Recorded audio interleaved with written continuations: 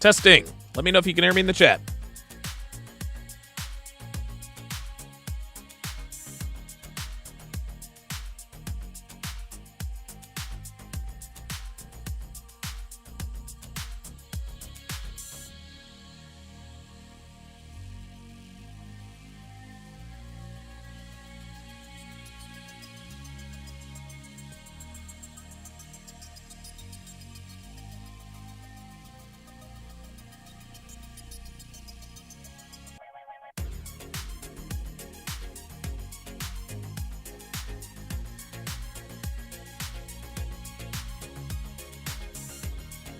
All right, appreciate it, guys.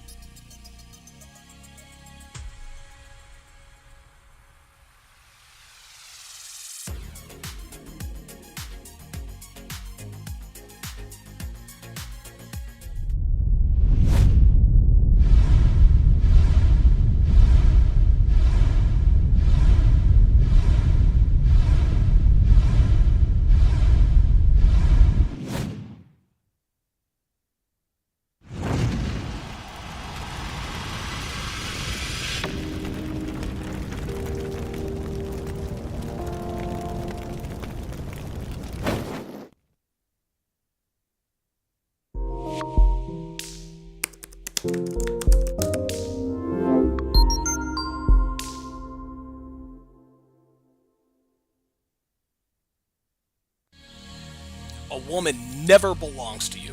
It's just your turn. You lost your edge, she lost attraction for you. That's how it works. What'd you think she was gonna do? Tell you she cheated? Men cannot afford to get complacent in relationships. Get your fat ass off the couch, start lifting weights, and learn game. You're welcome. And now your man, Donovan Sharp.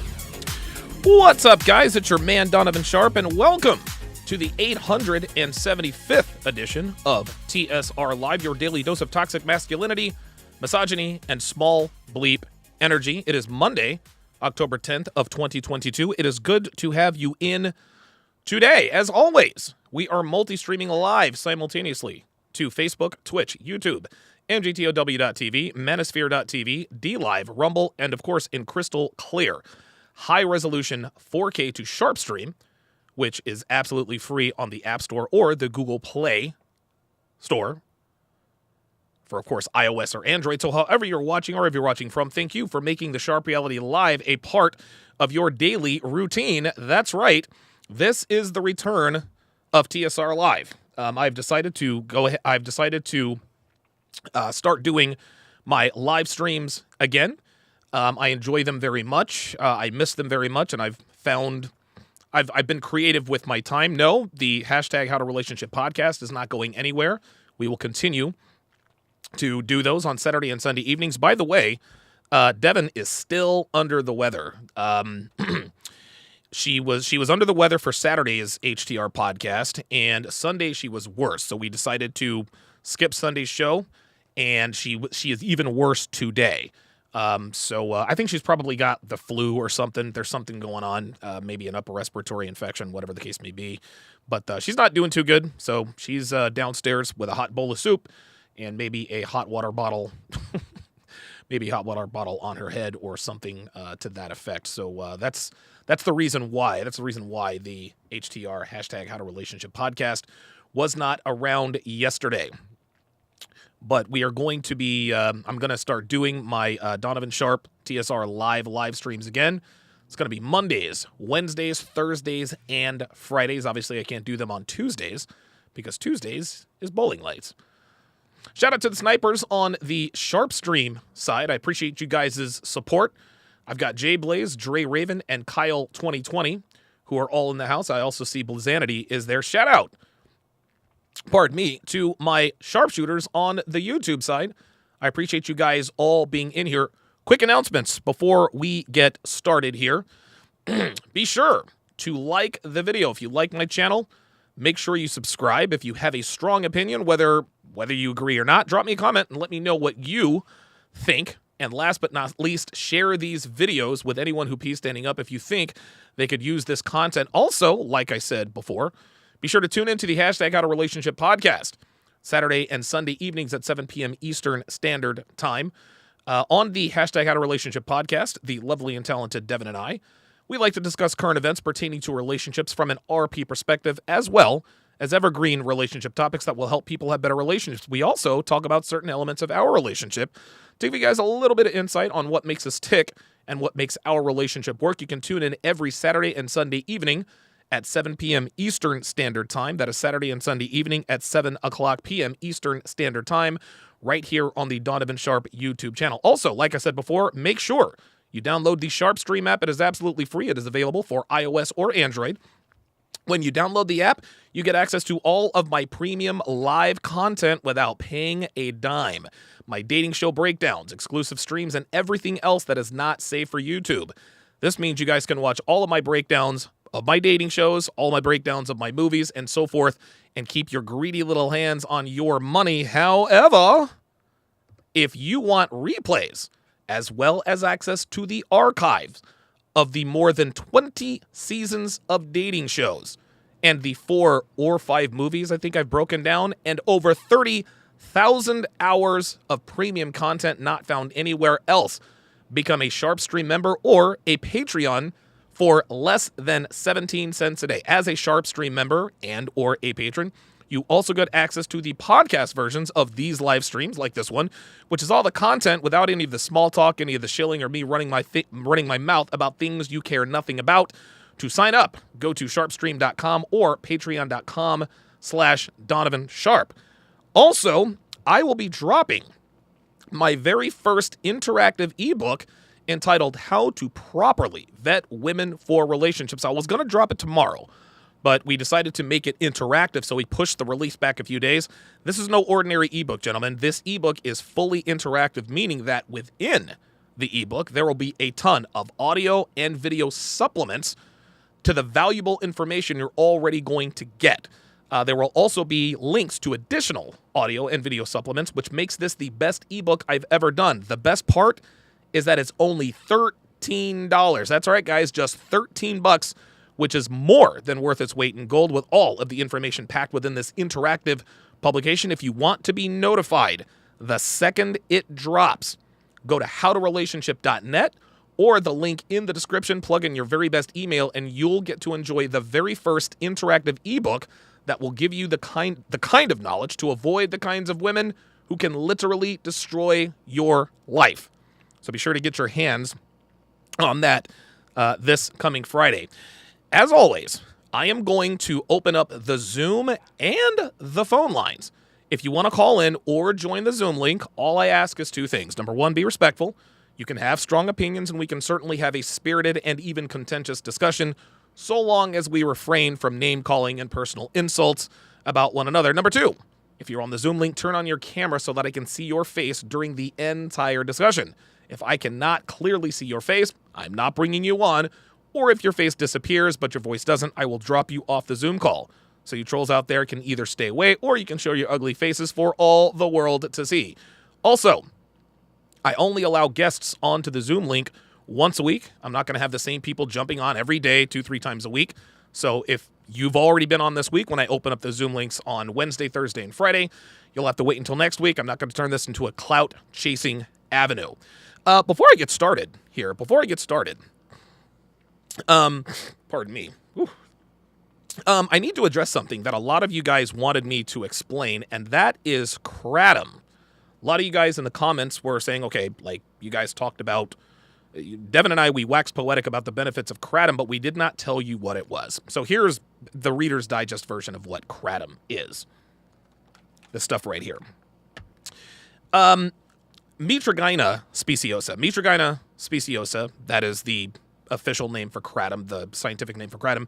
It is a plant that provides a wide variety of effects and benefits. Okay, Mitragyna leaves, they've been growing in Southeast Asia's forests for centuries, long before online shopping was possible.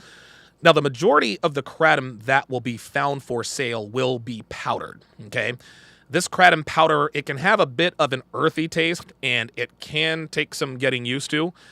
Some varieties or strains are good for relaxation, while others are better for energy.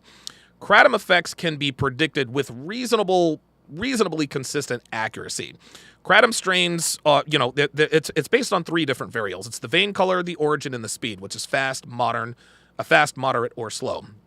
I started taking kratom back in 2014 to help me with, at first, to help me with the Coca-Cola come down. But what I didn't realize is that it would play a major role in keeping me off of medication to help with my temper problem. Guys, look, man, I've always been transparent with you guys about my criminal record. I'm a 4-time convicted felon of violent crimes, and I've been arrested over 24 times for some of the same things. You guys also know that my temper is something I struggle with on a daily basis. I've always been open and honest with you about these things. Not that I've ever had to, because you guys have seen plenty of meltdowns that I've had on the air. But what's really helped me control my temper is kratom. However, kratom is also a great replacement for energy drinks. Rather than shotgunning a Red Bull after or before I work out, I'll take a fast strain like Thunder Hippo. Here, this right here is Thunder Hippo, which helps me feel incredibly energetic and motivated when I need to be productive in the studio with my writing, my projects, and my live streams. I'll take a moderate strain like Happy Hippo 1, which happens to be one of my favorite strains. Happy Hippo 1 was also the very first kratom strain I tried. Then when I need to relax, I'll take a slower strain like maybe a Top Shelf Bali. Since I've started taking kratom, Happy Hippo has expanded their product line.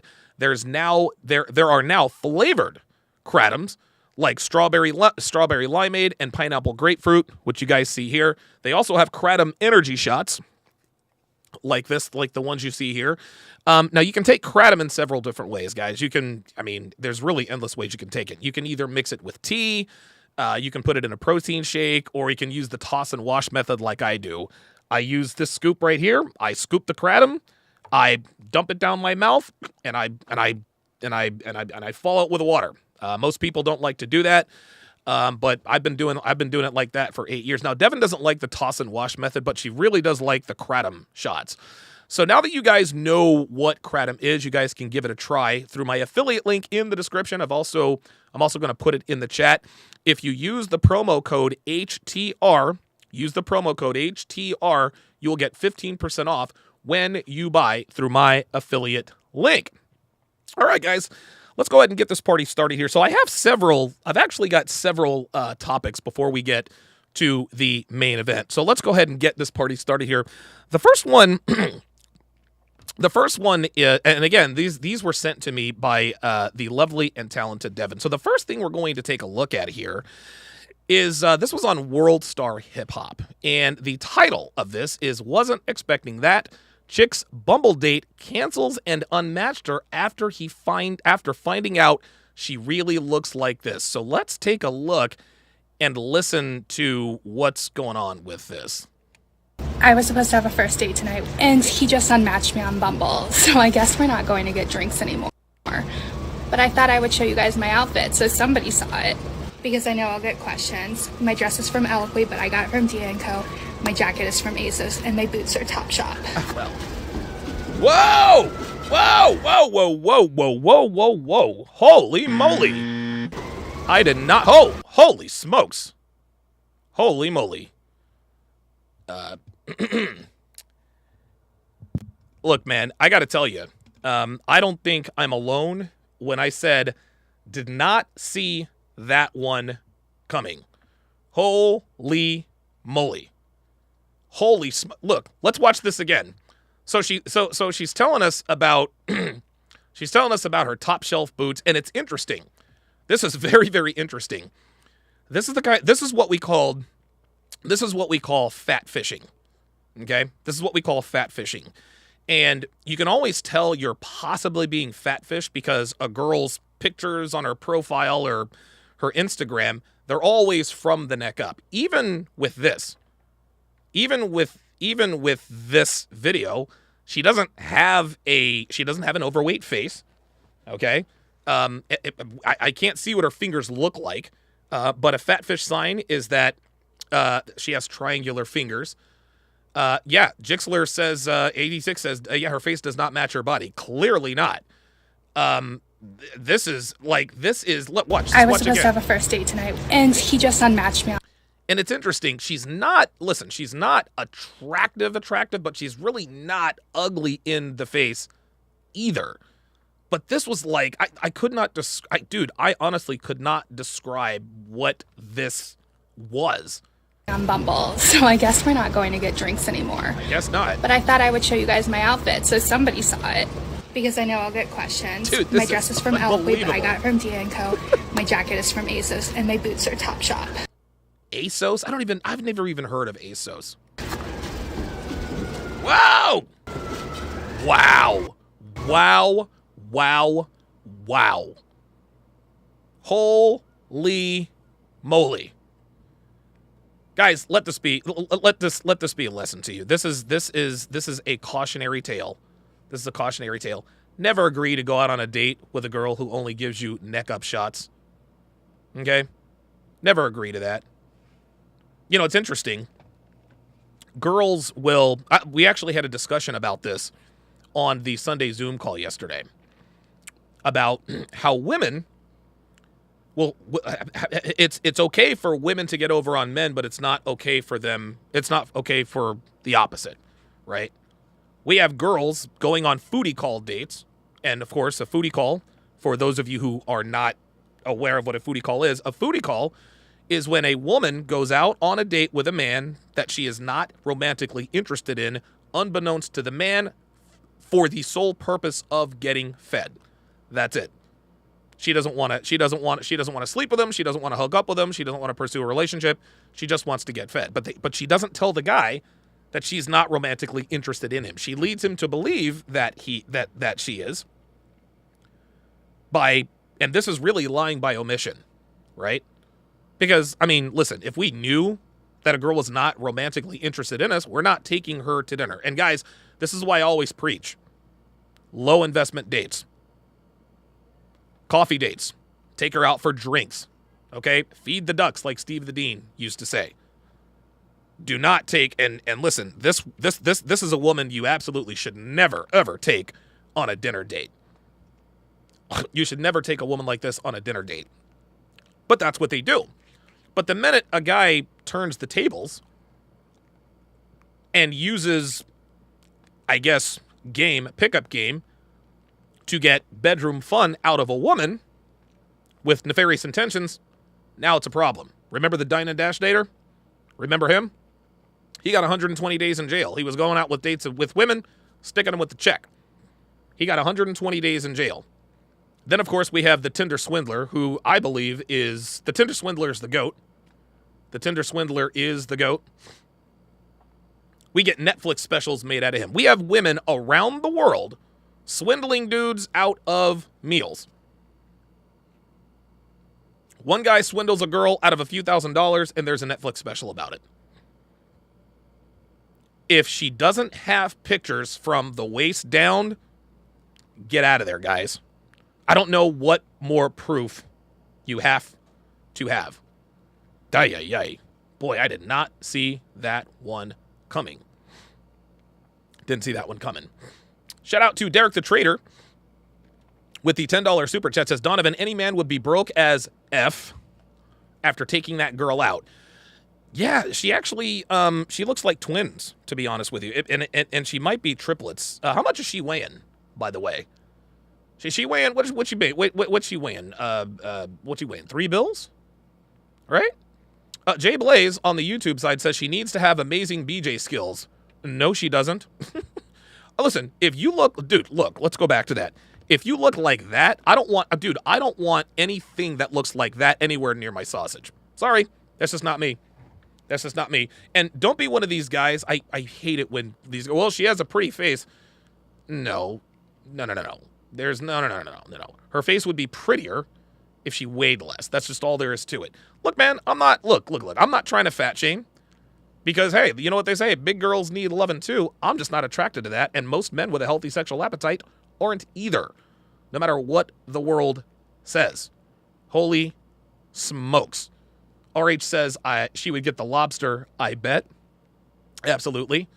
Did you see Jay? Says easily 300 plus. Yeah, I think she's probably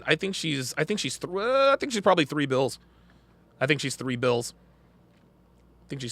Elliot Moore says I'm saying 250. She looks about 5'5" in heels. I don't care how tall she is. Doesn't matter. I don't care how tall you are. If you look like that, you're not getting anywhere near my sausage. Phantom 313 says 3 bends. Yeah. Yep. Wow. Derek the Trader said she could play in the NFL. Yeah. Sign her to the practice squad. The Carolina Panthers need help. That's for sure. All right, let's move to the next story.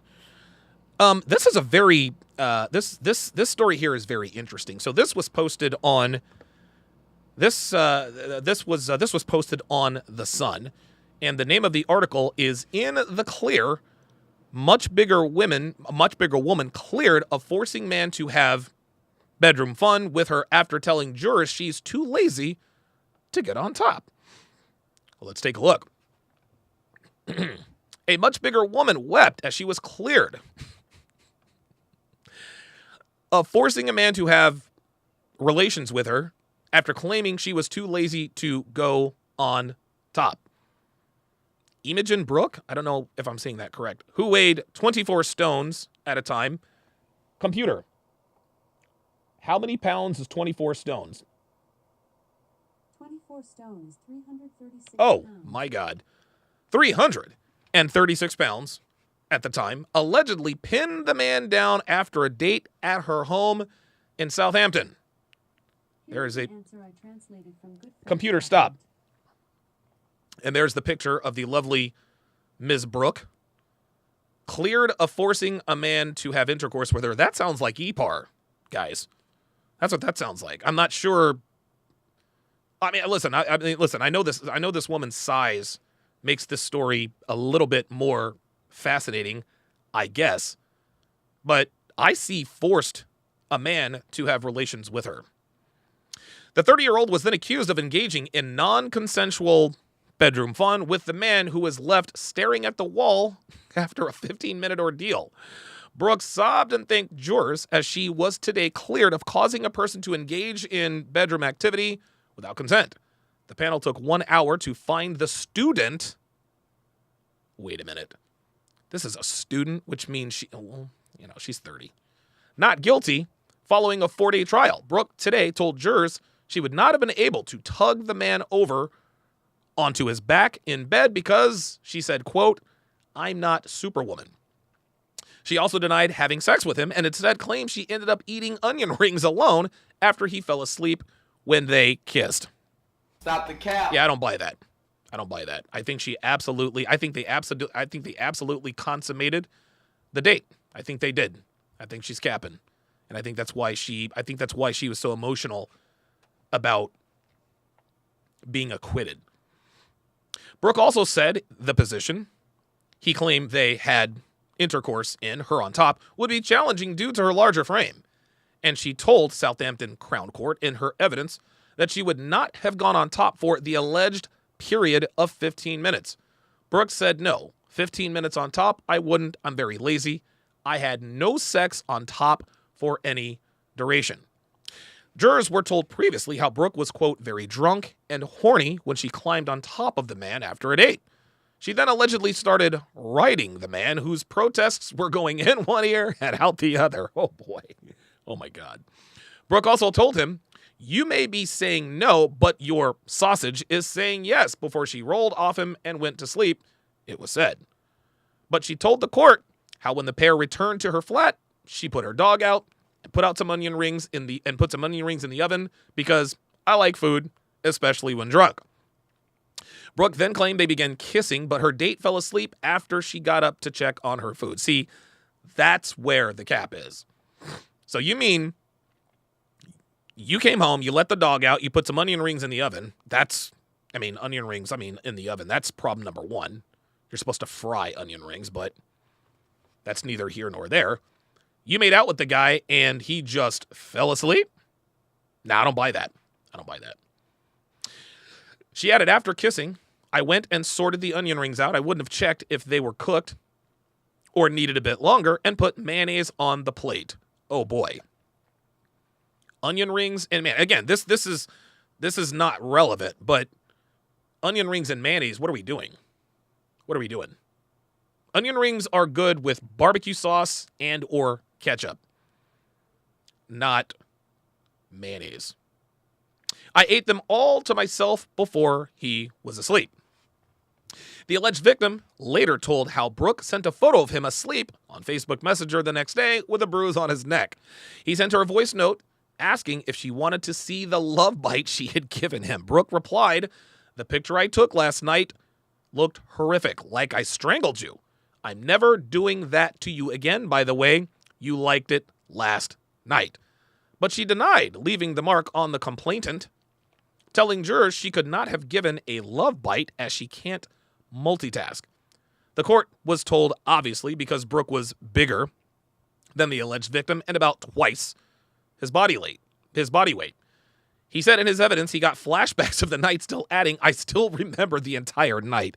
Oh, sweet mother of God. This poor bloke. I can't remember it because I can't get it out of my head." Ay, ay, ay, ay, ay. Oh, is this her trying to look attractive? Oh, boy. Ay, ay, ay, ay, ay. Man, oh, man. Yeah, guys, I'm not buying this. I absolutely positively believe that relations were had. I don't buy that she came home, let her dog out, put some onion rings in the oven, made out with the guy and fell asleep. I think the night went exactly the way the dude said that it happened. Can you imagine if the roles were reversed? if the genders were reversed, right? Let's read this. Let's switch the genders. Let's switch the genders, and let's see how much serious. Let's see how less funny this sounds, right? Ian Brooke, who weighed 36 pounds at the time, allegedly pinned the woman down after a date at her home in Southampton. The 30-year-old was then accused of engaging in non-consensual sex with the woman, who was left staring at the wall after the 15-minute ordeal. Ian sobbed and thanked jurors as he was today cleared of causing a person to engage in sexual activity without consent. Doesn't quite sound so funny now, does it? The panel took 1 hour to find the student not guilty following a 4-day trial. Ian, today, told jurors that he would not have been able to tug the woman over onto his back in bed because I'm not Superman. He also denied having sex with her and instead claimed he ended up eating onion rings all alone after she fell asleep when they kissed. Do you think that they would believe this story if the genders were reversed? If Imogen, I don't even know how to pronounce her name, if Imogen were Ian Brooke, let's just keep it real. They would have thrown him to the gallows. They would have put him under the jail. Clearly, this was clearly a gendered bias. I don't believe for 1 second that she did not force this man to have relations. Women her size, I mean, Jesus. Oh, my God. I feel for the guy. I really, really do. I really do. Elliot Morris, on the YouTube side, says onion rings plus mayonnaise equals Jigglypuff. That makes sense. Rebel5150 says, did someone say onion rings? Devin says onion rings plus kissing, LOL. RH says, oh, great, she smells like a brewery. Kyle2020 says she's the Blob, not Superman. Elliot Morris says, question. If she collided head-on with the first girl, would anyone within a 20-mile radius survive? I'm going to go with no. Just an inkling. Ay. You can't make this stuff up, guys. You absolutely cannot make this stuff up. All right, let's go to our next topic here.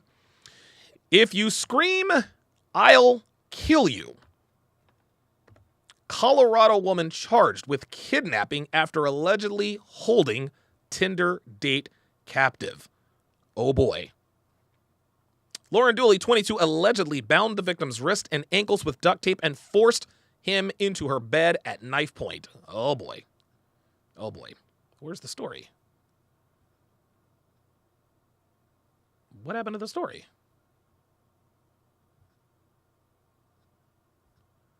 Huh. I don't know what's going on with the, let me try to hit the refresh button here, guys. We do it live, but this was,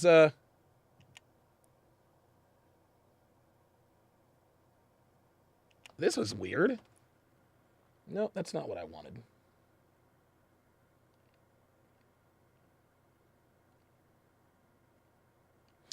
This doesn't make any sense. I thought that there was like a whole story here, but I guess the story disappeared. Let me turn up the volume.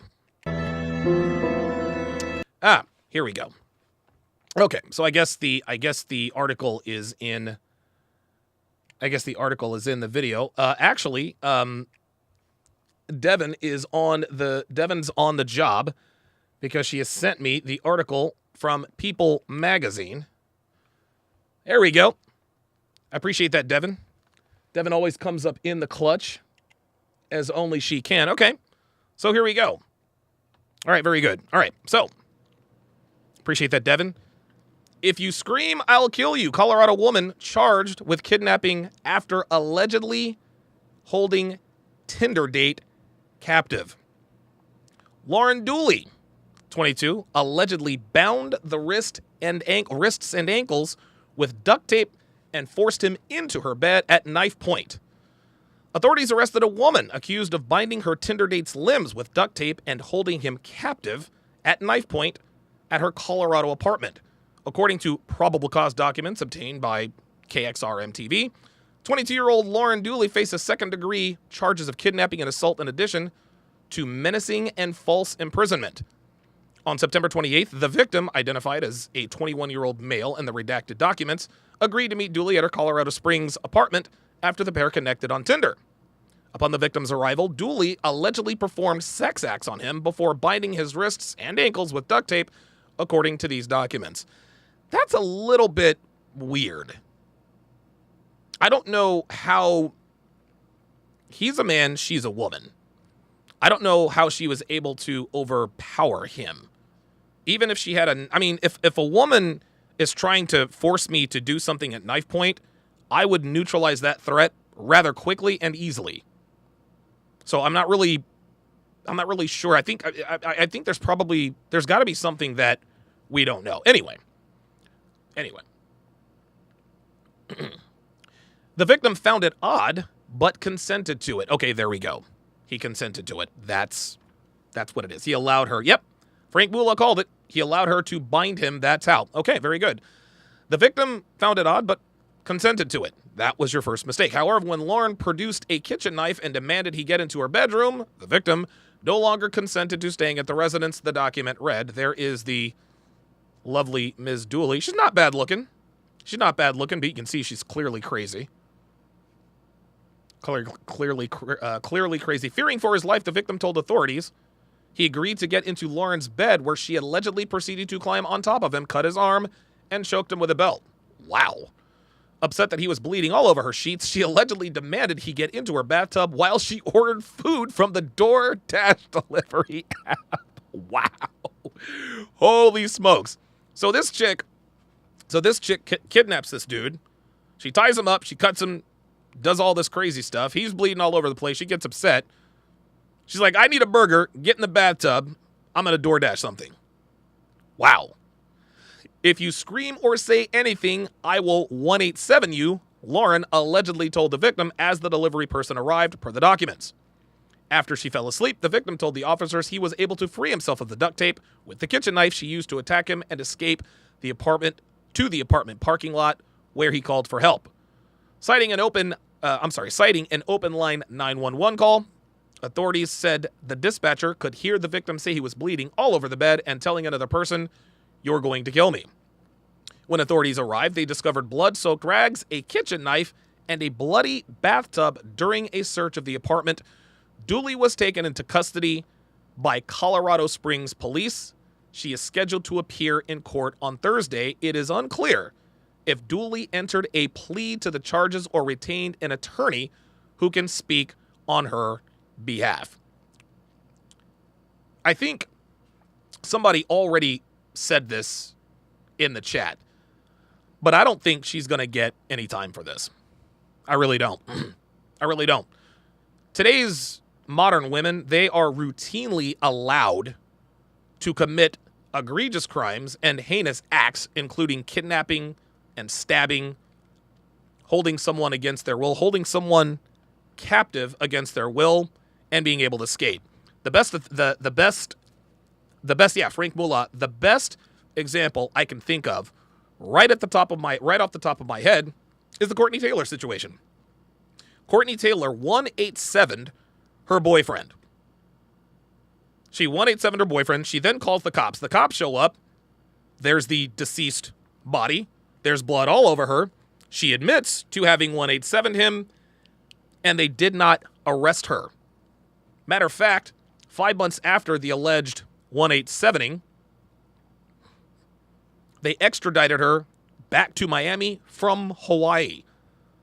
This woman allegedly committed second-degree 187, but was able to travel around the country and ended up in Hawaii. Once again, let's switch the genders. Can you imagine had the roles been reversed? Now, I'll tell you this. If he had 187 her, he'd be done. They'd have given him the chair. No trial. A black man and a white woman? Oh, no. They said, no. They said, OJ's the only one getting away with that. No, sir.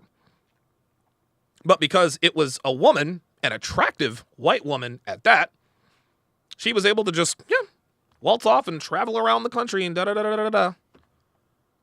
Roosh V was on a flight and I forget where he was flying from or flying to, but he's banned in Europe. They turned a plane around because they found out he was on the plane. Roosh didn't 187 anybody. He didn't harm anybody. Yet this woman is able to 187 a man in her apartment. There's also video of her assaulting him in an elevator. Clearly, this woman has violent proclivities. She continued to escalate it, and it escalated to 187. But instead of taking her into custody, instead of arresting her, which is what they should have done, they said, nah, go ahead, we'll figure all this out. We'll get this going. We'll get this going. Unbelievable. Only in America. My question is this. I haven't done a lot of international traveling, but I want to pose a question to the chat here. I want to pose a question to the chat. Do women get away with these kinds of crimes overseas? And I'm not talking about Australia, England, the United, or I'm not talking about Australia, England, or Canada, or the hotbeds of the girl power movement. No, I'm talking about just Brazil, Japan, Ukraine, Russia, Argentina, anywhere else but the West. Do women in the East, can they 187 someone and just be sent along their merry way, go on a vacation or two, and then get extradited when it's convenient for the authorities? I can't imagine that this is what's going on overseas. I can't imagine that. Which is probably why women in other countries are much better behaved than American women. Vaughn says, I believe so. All right. Bad Wrench Automotive says, hell no, I don't think so either. Okay, so there's two. Yair Vaknin says, I believe so. Derek the Trader says, not in the Middle East. Oh, I know. I know they're not doing that in the Middle East, for sure. Phantom 313 says, you cannot make this ish up. Welcome to Clown World. Welcome to Clown World. This is a failure of the American justice system, gentlemen. This is a failure of the American justice system. There's no way she gets away with this. No way. And I'm talking about Lauren Dooley and tying up the Tinder date. There's no way she gets away with this. Common sense tells you that if you kidnap a man, hold him against his will, have relations with him non-consensually, cut him, strangle, choke him with a belt, and order DoorDash while he bleeds out in the bathtub, there's no way she gets away with that. There's no way she gets away with that. But women like Courtney Taylor, the Soho Karen, they are routinely given a pass for even more egregious crimes. We just talked about Courtney Taylor. She 187'd her boyfriend. She was able to take a vacation in Hawaii before they picked her up 5 months later. What this does is this tells women, specifically American women, that they can just do anything they want to men and really not have to worry about it. This woman was so bold and so brazen with what she did. This chick actually ordered DoorDash. This woman had a man that she had kidnapped, bound, and tortured in a bathtub, bleeding out, and she had the balls to call DoorDash. That's how brazen she was. In her mind, she's thinking, dude, there's no way I'm going to get caught. There's no way I'm going to get caught. So you see, when criminals commit crimes like this, they do their level best to keep any witnesses from seeing anything. Because the more people are aware of what you're doing, the more likely it is that you are going to get caught. Nope. Not this woman. Not in America. Again, man bleeding, cut, choked, stabbed in bathtub. She decides to call DoorDash. She was so sure she was going to get away with this, she actually ordered DoorDash. Only in America. Clement Ekpo says the justice systems are not built to help men. That's the overarching point. If you are a man in this country, the law's not on your side. We know the law's not on our side in family court. We already know that. But now in criminal court? Now we got to watch out for crazy broads on Tinder? Unbelievable. The only reason why this girl attempted this is because she knows that the American justice system is set up to help women like her get away with this kind of thing.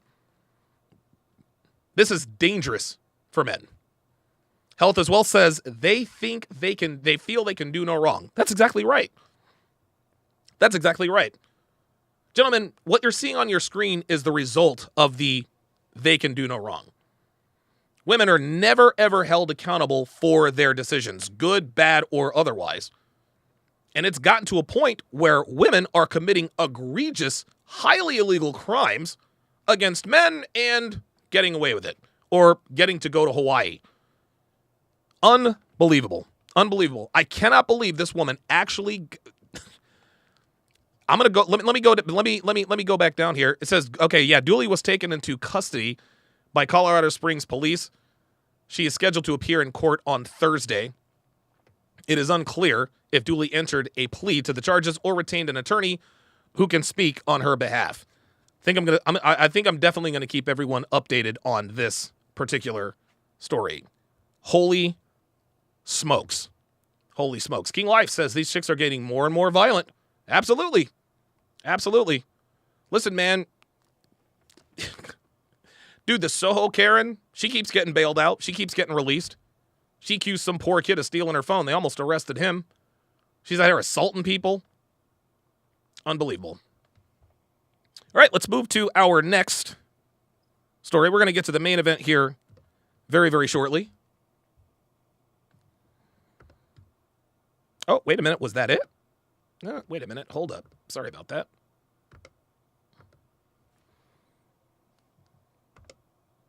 Ah, yes.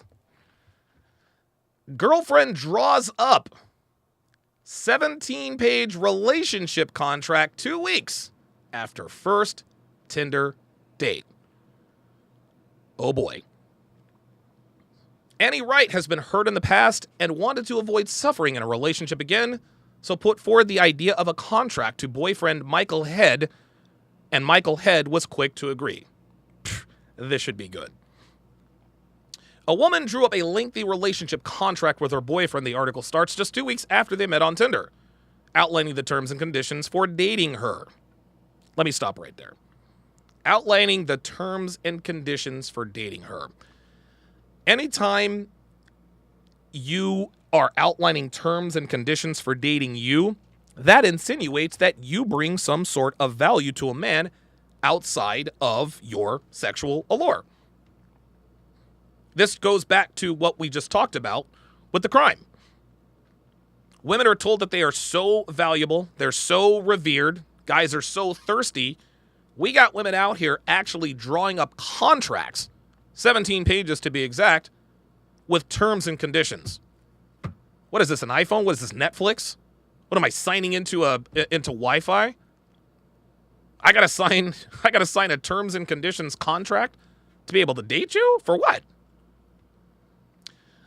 Annie Wright demanded he pay for date nights and buy her flowers twice a month. Oh boy. The girlfriend also wanted her man in shape and wrote into the agreement that working out 5 times a week was non-negotiable. She first met Michael Head on Tinder in October 1st last year, and they quickly became exclusive. Determined to make the relationship work after having her, quote, boundaries crossed in a previous toxic relationship. 21-year-old Annie joked they should write down what they wanted from each other. Ah. Well, this was the inception. This was the inception. She said she joked that they should write down what they wanted from each other. Nope.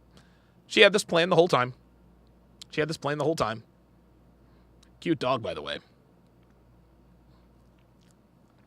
And again, we know that anytime a woman describes a relationship as toxic, that just means he did not put up with her shit.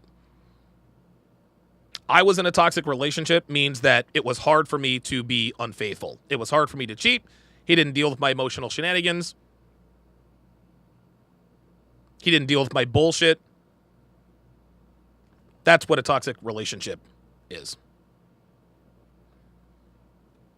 Law student Michael, oh no, agreed, and it ended up becoming official, and the 17-page contract was drawn up. So this dude is a law student who signed a contract? Devin in the chat wants to know, can he e-sign it? That's a good question. Maybe we should reach out to her and see if he did use DocuSign to sign the contract.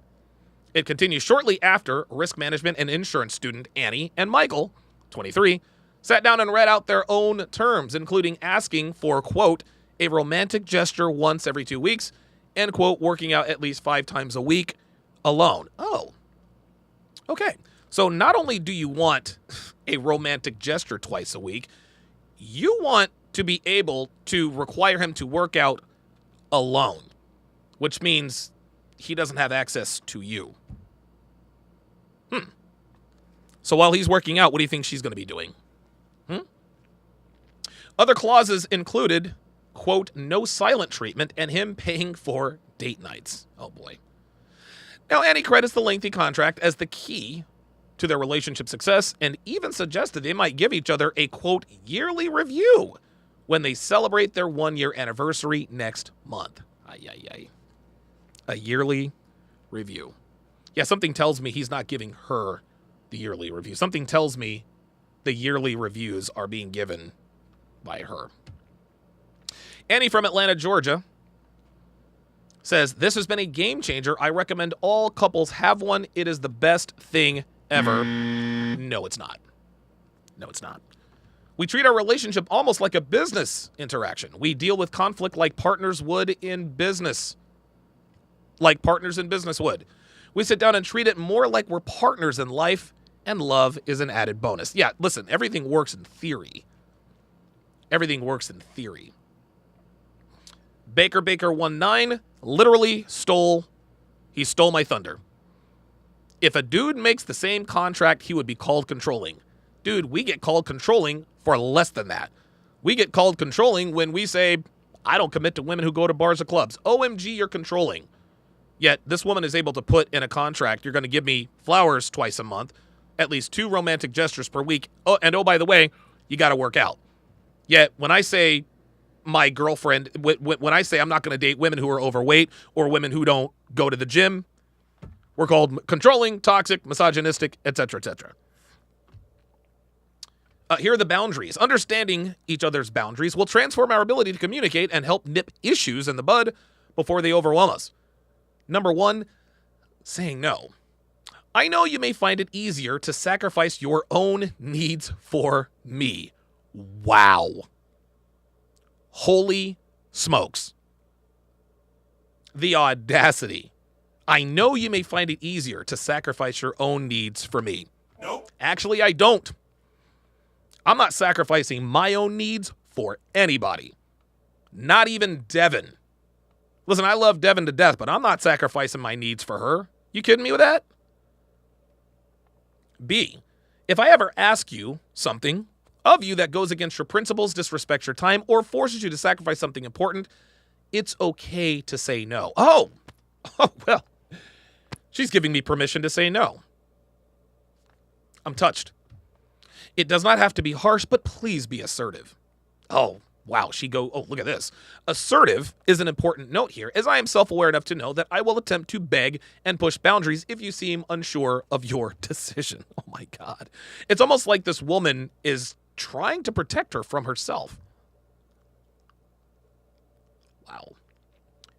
C, if you choose to do something for me that negatively impacts your schooling, sleep schedule, relationships, it is not my responsibility. Oh. So basically, if I neglect my needs for you and it negatively impacts, I don't know, my sleep, law school, my relationships with my friends and family, not my responsibility. You have the option to say no, and I will not be made to feel guilty for choices you make. You're damned if you do, damned if you don't. That's literally what C is. Damned if you do, damned if you don't. If I ask you something, you can tell me no, but you have to tell me no in a way that I find pleasing. And I'm going to try to push it. I'm going to try to make you feel guilty, right? She even says, listen, I will beg and attempt to push boundaries, but then in C, no, I will not be made to feel guilty for the choices you made. So you can do something for me, but I'm not going to be held responsible. Gentlemen, what that literally says is when a man does something for a woman, and it negatively impacts him, what's the first thing women always say? Well, he didn't have to do it. Unbelievable. Prying. When I am ready to talk, I will. As you know, I go silent when upset. I understand this can be concerning and stressful for you. However, prying and putting me on the spot can result in emotional outbursts and saying words I do not mean. Wow. Holy smokes. Apparently, I guess there are 17 pages of this. Oh, this poor guy. This poor guy. Oh, there's their... Looks like their bulldog is all grown up. She gets flowers twice a month and dates. The best thing about this relationship is the dog. The dog is like, dude, we got to get out of here. And of course, he's got the cheeseburger smile. Look how lucky I am. This is absolutely pathetic. I cannot believe this is going on. I cannot believe this. Annie had just come out of a long-term relationship last year when she initially planned to enjoy life as a university student, partying and using dating apps, translation, sleeping around. But after matching with Michael on Tinder and inviting him on a dog walk, she knew instantly she wanted to make things work. The reason why she knew instantly she wanted to make things work was because he's a law student. That's why. That's why she's got her hooks in him. Annie said, quote, "It was a fluke that I met him. I was going on 3 Tinder dates a week ago. A week to go out there and meet people. I was going on 3 Tinder dates a week to go out there and meet people." So she's smashing dudes to meet people out there. Do you guys see what's going on here? This woman literally was sleeping with all the bad boys, sleeping around, getting ran through. She found a guy that doesn't know any better and says, "Ha, that's my sucker. That's my sucker. That's him. The 3 Tinder dates a week that I'm going out with, getting smashed out by all these dudes. I know they're not going to sign a 17-page contract. I decided that living in a college town, I was never going to get this opportunity again." Wow. So she just got it all out of her system, huh? On his profile, he had a selfie of him reading a book. If I had gone into it with the mindset of finding a serious relationship, I don't think I'd have found him. This woman is literally telling us that she was being a slut before she found this guy. I met him and was like, I will make this work. They say you can meet someone and you're like, wow, this is the person. I had that moment with Michael where I was looking at him and he was everything I could have ever wanted in a partner. But at that stage in my life, I wasn't at that point mentally. And there you have it. There you have it. Michael is husband material. And anytime a woman calls a man husband material, what's the translation? I'm not sexually attracted to you. Determined not to fall into a doomed relationship again, Annie then agreed to drop the contract and present it like on The Apprentice. Annie said, "We grew up individual contracts and came together like on The Apprentice and presented them. We printed out terms. We printed out of, they need an editor. I went over to his place. We sat on either end of the bed and read them out loud. I felt like, the biggest issue I had in my relationship was it felt like boundaries of mine were crossed that I never established." Oh my God. See, girls reserve the right to make up the rules as they go along. I was like, this time I'll write them out and no one can cross my boundaries. Michael's also pre-law, so he was pretty keen on the idea of making the contract. No, Michael being a law student has absolutely nothing to do with him being keen on the idea of making the contract. Michael doesn't have options. That's the problem. That's why Michael agreed to this. This is why we tell you guys. You need to be at least 35 years old and have slept with at least 35 women before you even think about getting into a long-term relationship, guys. I tell you guys this all the time. You gotta wait till you're 35. And girls, modern women, especially young, attractive women, They know they can't pull this on guys who know their value. This guy, Michael, doesn't know what his value is. That's why he agreed to this ridiculous contract. If she had met Michael, I don't know, say 15 years from now when he's 38 and has his own practice, he'd have been like, Nope. Sorry. This is why we teach what we teach, gentlemen. This is why we teach what we teach. And this is being hailed as some sort of revolutionary something or other. But once again, let's switch the genders. If this was a man who did this with a woman, they'd do a Netflix special on him. Even though the woman doesn't have to sign the contract. Wow. Insanity. This is insane. It's absolutely in-frickin' sane.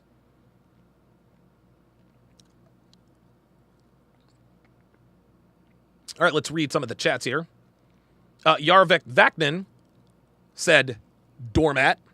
Yes. Yes. Yeah. Savage Matrix 9 says she's not even smoking hot. Bruh, look. Okay, so let me ask you this question, Savage Matrix 9. Let's say she were smoking hot. Would that make a difference? Nope. Of course not. Her sexual market value didn't have anything to do with this. This is absolute nonsense. Ridiculous. It's ridiculous. Sean Moore says, no woman ever existence has that much value. No, they do not. Absolutely. Vaughn says she'll be cheating left and right. He's a gump. Yep. That whole contract is designed to give her the room to cheat. It's obvious. Oilsberg says obligatory sex only. That's right. Axel Stone says this is what happens when you give a woman power over relationships. You better believe it. Phantom 313 says more like a lost student. Yep, she was on the train. Yep. Yeah, Captain Dan says bad grammar article. Articles written by women on these websites are almost always have terrible grammar. It's ridiculous. Ridiculous. Okay, it is now time for the main event. I was going to cover this little Victoria's Secret thing, but I'm not sure if there's copyright or not. So, I saw... Hang on a second. Here we go.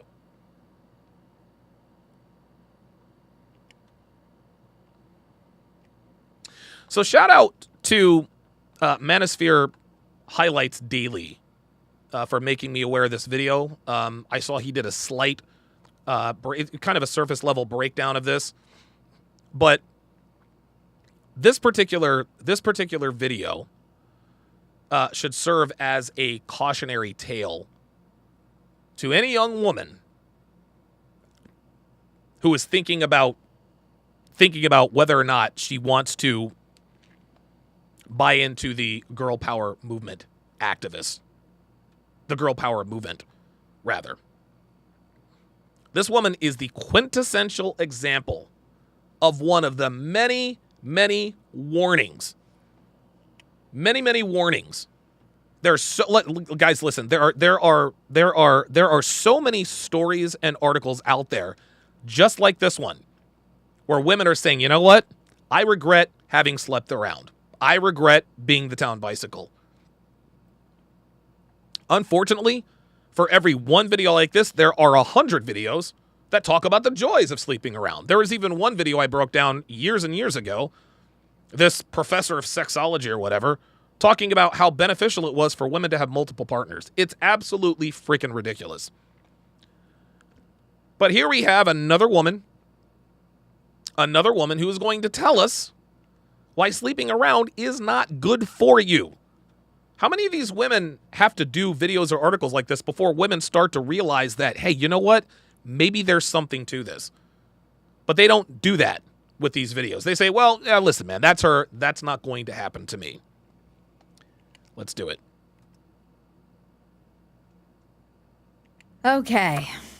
Well, since Ben Shapiro read my piece, I Regret Being a Slut, I figured it should be out there in my own words and voice because it doesn't Doesn't sound quite like me. Okay. I don't really know. I don't really understand why Ben Shapiro reading this has anything to do with it not being her voice. I mean, I don't know. Maybe Ben Shapiro's, maybe, I don't know. Maybe his tone of voice was not to her liking. Maybe the way Ben Shapiro read it maybe made her look worse than she wanted to. But she's going to read this piece in her own words, word for word. And we're going to see. We are going to see in the body language. We are going to see in her body language and really her vocal tones. We're going to find out just how much regret this woman has. And you will be able to see it loud and clear. However, there are going to be times during this video where she doesn't necessarily double down, but she almost backtracks, right? Like she regrets being a 304, but the advice that she gives to young girls, some of the advice that she gives to young girls is contradictory. Let's continue. I really just wanted to take a minute, read the piece in my own voice, and tell you about the reaction that I've received and tell you about some of the things I've heard and some of the things that have been put on this essay that I don't feel are what I was trying to say at all. So I'm going to read it. Oh, there we go. So it sounds like Ben Shapiro broke this down. Ben Shapiro broke this down, and she didn't like how he broke it down. Probably because he did some translating in there. Which I've never done this before, so we'll see how this goes. I regret being a slut. Upon opening Louise Perry's new book, The Case Against the Sexual Revolution, A New Guide to Sex in the 21st Century, I'm moved to tears by the dedication. For the women who learned it the hard way. Unlike many other people who have read and reviewed Perry's work, reading her book wouldn't be some academic exercise in contemplating how liberal feminism has let women down. It wouldn't be evaluating what those poor sluts over there have endured in the wake of the sexual revolution. There you go. So right now, she's acknowledging the fact that she had the mindset, well, look, I've heard that sleeping around might not be good for me, but that's not going to happen to me, is it? Reading her book was personal. I am one of the... Look at her eyes, guys. Look at her eyes. Gentlemen, that is this right here. This is the very definition of the thousand cock stare. This is the very definition of the thousand cock stare. This woman is 43 years old. She looks like she's 53. There's no soul. She has absolutely no soul. There's no soul left. This is what sleeping around does to women. Look how sad and unhappy she looks. She looks worn down. She looks used up. Cody Marshall with the $5 super chat says women wouldn't care about their consequences until it's too late. That's exactly right. That is exactly right. Cody Marshall says also that's them bar cocktail eyes. Yep, that's right. That's right. Those sluts. I'm a case study for her thesis, A Cautionary Tale. I knew this book was going to be difficult, and it made me realize it's time to finish this essay, one I've been trying to write for 4 years. It's a tough needle to thread. Dre Raven with the $5 super chat says she doesn't regret the carousel. She regrets getting kicked off it. Yeah, I agree. I'm grateful for the ability to control my reproductive cycle and make my own money, but that freedom has come at a price.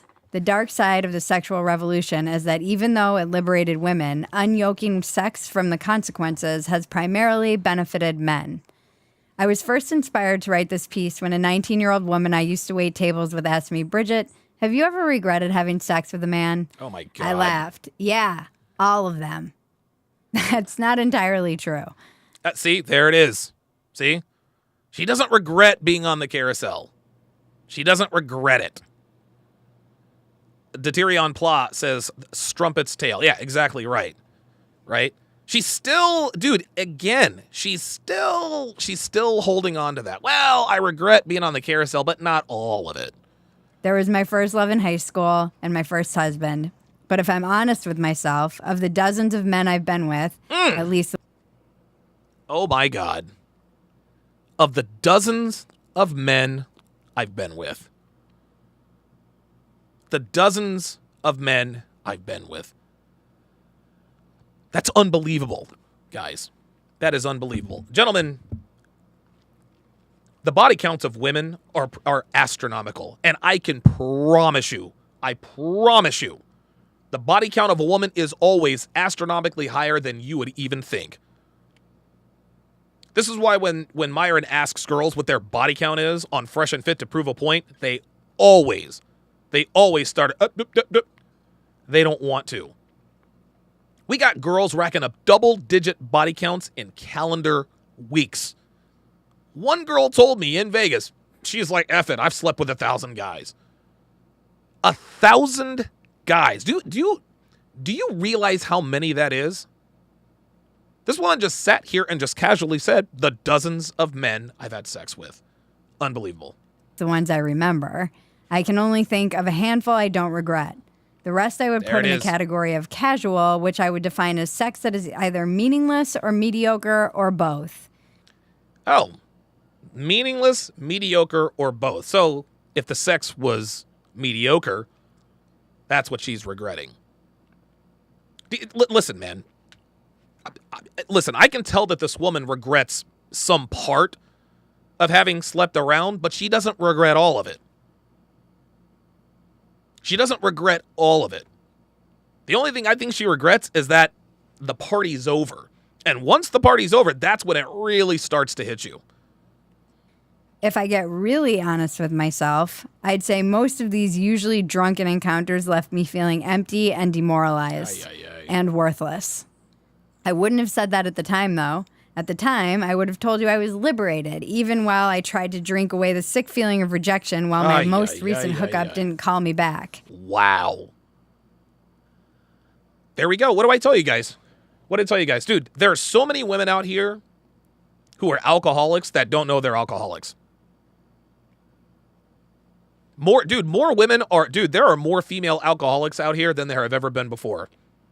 They use the alcohol to fuel these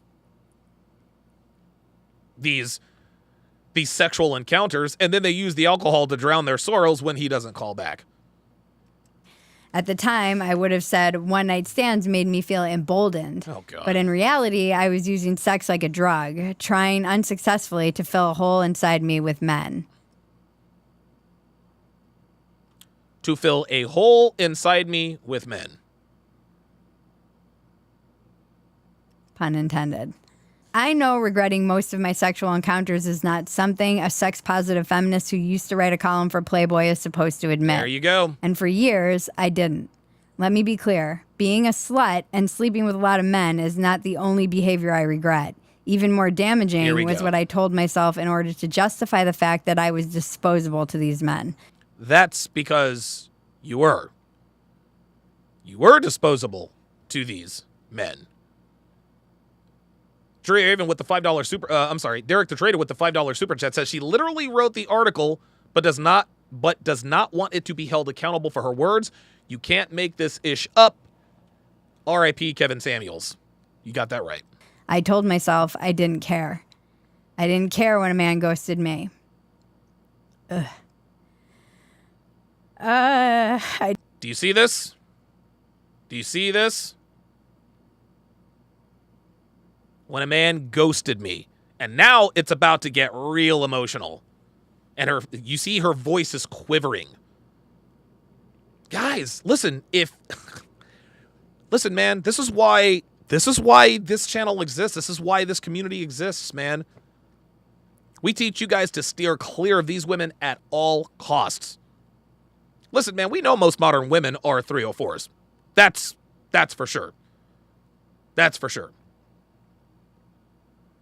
But there are some 304s out here who are just absolute petri dishes. Just absolute petri dishes. Unbelievable. I didn't care when he left in the middle of the night or hinted that he wanted me to leave. The walks of shit. See that? See that? She is reliving. She is reliving being a 304. She is reliving being a 304, guys. And when you relive this stuff, it is, oh my God. This is probably, honestly, man, this is probably gut-wrenching. This is probably gut-wrenching to her. And for her to actually read this out loud, whew, man, oh man. Shame. The Look at her. blackouts. The anxiety. The blackouts. The lie I Jesus. told myself for decades was, I'm not in pain, I'm empowered. The lie I told myself for decades. Dozens of men, decades. So let's do some math here. Right. Let's just do some quick, simple math here. This woman, I think, is 43.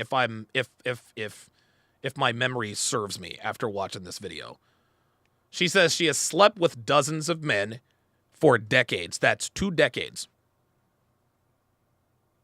So for 2 decades, she slept with dozens of men. How many dozens of men has this woman slept with? Ay. I knew it would be hard to read this. Well, yes. Looking back, it isn't a surprise that I lied to myself because from a young age, sex was something I was lied to about. Long before I ever had sex, I felt ashamed of my natural sexual urges and awkward in my blossoming female body. Growing up Catholic, all I remember about sex was feeling bad about it before I even knew what it was. Now the blame shifting. Oh yeah, it's my Catholic upbringing. My Catholic upbringing is why I was a 304. It wasn't. No. It has nothing to do. See, guys, what this woman is attempting to do is she is attempting at this point, at this juncture. Pardon me. At this juncture, what she's trying to do is she's trying to explain away her bad decisions. Well, the reason why I threw myself onto dozens of sausages on this carousel was because I didn't know what it was. I was made to feel ashamed of my blossoming body. No, we as humans, we are born with an inherent understanding of the difference between right and wrong, especially women, especially when it comes to sex. Women know they're not supposed to be sleeping around, man. They know they're not supposed to be sleeping around. They know it's bad for them. Nobody has to tell them. Well, actually, people have to tell them now. But there's a reason why. There's a reason why most of the 304 shaming comes from 304s themselves. Guys. It comes from 304s themselves. They understand the first thing that women call each other when they can't stand each other, you're a slut. You're a hoe. Right? But she wants us to think, well, the reason why I threw myself onto dozens of men was because I was made to feel bad about my blossoming body. Get the fuck out of here. I only knew that sex before marriage was wrong. I only knew that sex before marriage was wrong. See, there it is. So she was told. She was raised Catholic and she was told. Guys, let me let you guys in on a little secret, man. Sometimes kids are just bad kids, man. Sometimes hoes are just hoes. Listen, man, parents aren't perfect. We know, dude, don't I know it? But every once in a while, there are situations where a kid is blessed with good parents. A kid is blessed with good parents. A girl is blessed with good parents. They do their level best to try to, hey, look, shouldn't have sex before marriage. Don't put yourself in situations, blah, blah, blah, blah, blah. But you want to know something, guys? There are just some girls out here who are just going to be hoes no matter what. They're going to be hoes no matter what, man. That's just how this is. This is just the way some women are designed. Some women were lucky enough and blessed enough to have good enough parents to actually tell them, hey, sex before marriage is wrong for many, many reasons. You should only give yourself to one man your entire life. She had all of that. She had the kind of advantage that most American women do not have. Guess what? This woman was born to be a hoe, unfortunately for her. Actually, you know what? Let me rephrase that. This woman had it in her mind she was going to be a slut no matter what. That's it. This is what American culture does to women, guys. Unbelievable. She had good parents. She had very good parents. She's like, you know what? I'm just going to do it anyway. It's not going to happen to me. Even the thought of a sexual act or masturbation filled me with debilitating guilt. The first time I kissed a boy, I was convinced I'd be punished, struck down by an angry, misogynistic God. Here we go. The first time I kissed a boy, I thought I'd be struck down by an angry, misogynistic God. Newsflash, ho. Misogynistic, those words weren't used back when you had your first kiss. See, again, she's retroactively, she regrets her decisions, guys. Please believe, she regrets being a hoe. But at every turn, she is placing the blame on men. Struck down by a misogynist God. Dude, where in the Bible does it say that if you kiss a boy, God will strike you down? It doesn't say that anywhere in the Bible. No, she's using this as an extreme example. Well, I thought I'd be struck down by a misogynist God. No, sweetheart. No, that's you trying to retroactively blame men. She's actually trying to blame God for her bad decisions. Unbelievable. God is a misogynist. Jesus effing Christ. As I got older, I was told to guard my virginity. Well-meaning mothers and aunts were clear that I needed to withhold sex in order to get a man to love and respect me. Okay, there we go. Well, there you go. She got the... Dude, people around her were telling her, dude, do you know how many girls don't get the privilege of having mothers and aunts telling her, hey, you need to wait for marriage. You need to wait for marriage before giving up your flower. This woman had mothers and aunts, well-meaning, she admits. She still decided to be a hoe. Sex was a commodity, a priceless gem I had to hang on to that increased in value the longer I held it.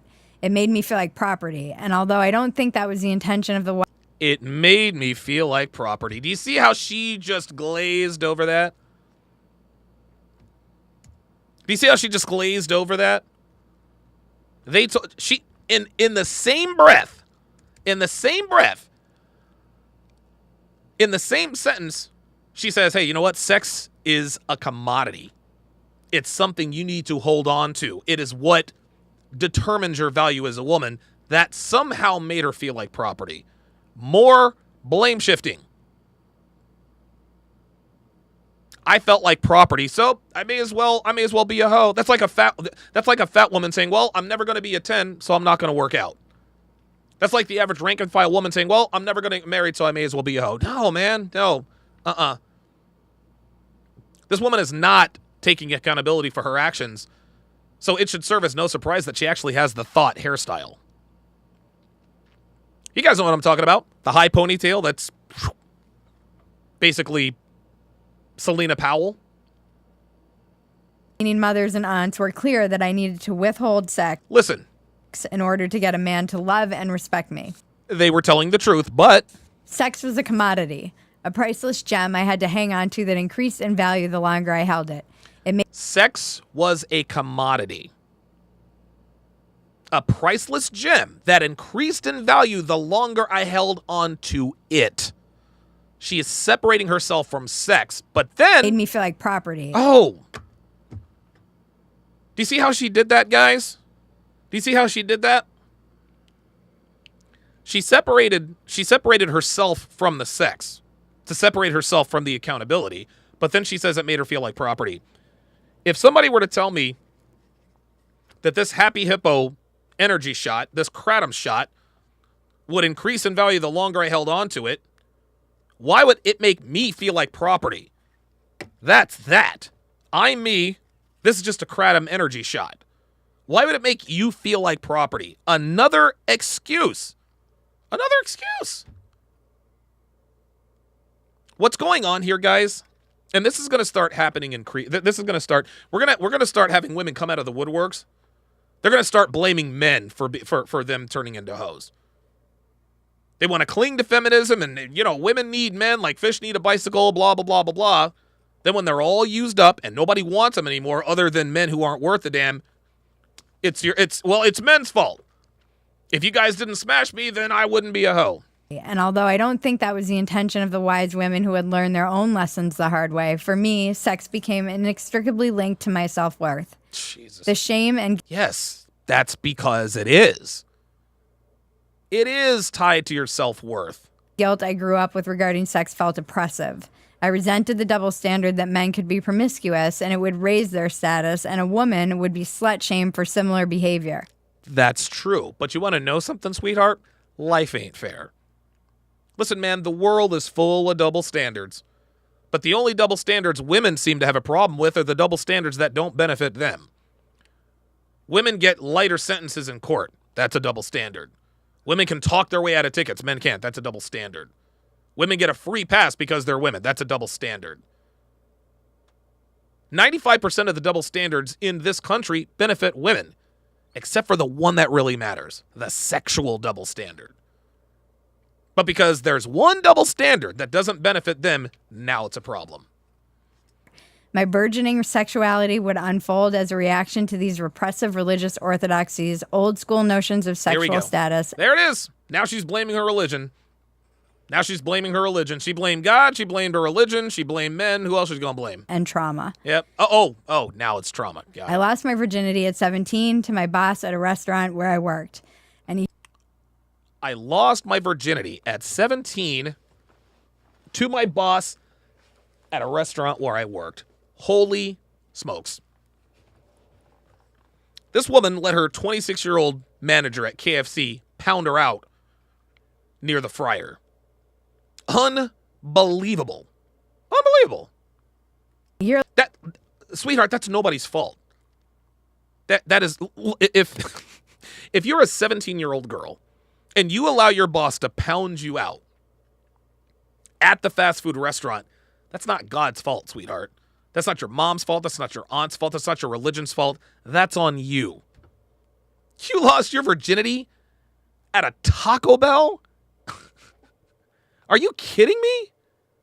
Unbelievable. Later, I experienced my first sexual trauma. Oh, boy. I felt damaged and Here we go. There it is. I felt my first sexual trauma. Here we go. There's always there. Of course, listen, you always know there's the obligatory EPAR. More blame shifting. And I blame myself. Everyone responds Well, that's good. differently to these situations. I dealt with the overwhelming shame by becoming hypersexual and promiscuous. There it is. That's it. You were already hypersexual and promiscuous, but then you had the trauma, the unspoken trauma. Did you call the cops? Is the person in jail? No and no? These excuses are never ending. You can tell she is expressing great regret, but she is still not taking accountability. The culture was right there to pick me up and dust me off. I doubled down on being a proud slut and internalized the biggest and most damaging lie, that loveless sex is empowering. I basked in the girl power glow of that delusion for decades, weaponizing my sexuality while convincing myself I was full of the divine feminine. I was full of shit. Very good. Hey, at least she's taking accountability. Derek the Trader says, ran the math. Assuming she had fun every weekend, 4 times 12, 48 bodies a year. And assuming she was active for 20 years, 20 times 48 is 960 bodies. Yep, that sounds about right to me. And that might even be a conservative number, Derek. Might be. I told myself that because I could seduce a man, I was powerful. But as Perry says in her book, women can all too easily fail to recognize that being desired is not the same thing as being held in high esteem. And whoever told her that deserves a medal. Whoever told her that deserves a medal. Look, man, any woman can seduce any man. Dude, just basically say yes. Women don't have to seduce men, dude. Like, men, we're trying to smash all the time. We're trying to smash all the time. It doesn't take skill to be attractive to men. Deep down inside, I knew that to be the case. But as a defense mechanism, I created a man-eater persona. My mantras were rigid. You can either have a career or a relationship, but you can't have both. That's exactly right. You can have both, but one is going to suffer. Intimacy is creepy. Motherhood and children are a trap. Sex is only about power. Another set of lies built on trauma. You know, the whole thing, this is what misandrists like to say. Sex for men is about power. No, it's not. Sex for men is about getting off. I don't dude, when I'm having sex with a woman, I don't feel powerful. I feel horny. Unbelievable. Sex isn't just about power. It's also about intimacy and vulnerability and trust. Things I wanted nothing to do with, because implicit in modern dating is a complete lack of expectations, especially those of chivalry. Yes, you're absolutely right. Dave Chappelle said it best. Chivalry is dead, and women killed it. The average rank-and-file modern woman is not worthy of chivalry. You cannot expect to be treated like a lady when you do not conduct yourself as such. Why is he not treating me like a lady? Because you're acting like a hoe. Whenever a man wanted to pick up the tab or pull out the chair or open the door or pick me up or take me to dinner or see me during the day or wait longer than the first date to have sex, I was shocked and suspicious of them. Was he a serial killer? Do you hear this? If a man did not try to smash her, she was shocked and suspicious of it. Law number 32 of the 49 Laws of Sharp states that unfortunately, if you do not try to smash a woman on the first date, if you do not try to smash the average rank and file modern woman on the first date, she will lose respect for you. And that's a goddamn shame. That's a shame. And that shit's real. If you don't try to smash girls on the first date, they lose respect for you. They think you're creepy, a serial killer. They think you might be playing for the other team. It's almost like you have to give it the old college try just to make sure she knows that you don't play for the other team. It's ridiculous. Casual sex is fraught with insecurity and miscommunication. Intimacy and love are punchlines. When a man I slept with had the courtesy to reach out, I mistook relief for happiness, rewiring my brain to be grateful for the bare minimum. The saddest realization is how low I set the bar. A lifetime of allowing myself to be the other woman, taken for granted or treated like a doormat under the false pretense of being empowered, came to head one night with the arrival of a text message from an on-again, off-again lover.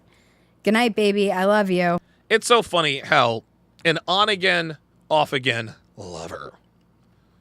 Fuck friend, sweetheart. He's a fuck friend. Listen, women don't have lovers anymore.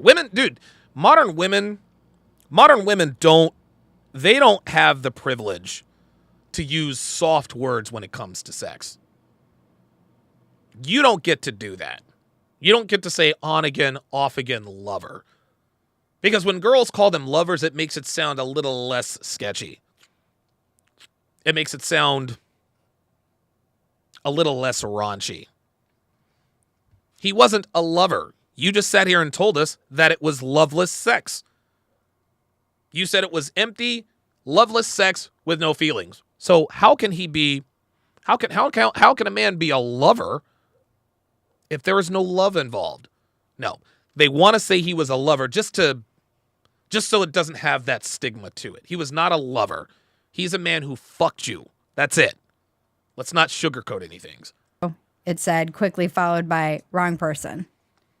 Rock bottom doesn't always look like losing everything or ending up in jail. Sometimes it can be that sick feeling in your gut when you know emotionally you're... Pro Fighter says McDonald's loving her. McDonald's manager, she was loving it. I will give you a Don DeMarco for that dad joke, man. That was good. Maybe she smashed her Burger King manager because she wanted to have it her way.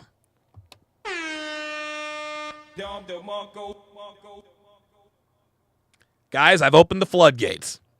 Keep them coming. Keep them coming. Done.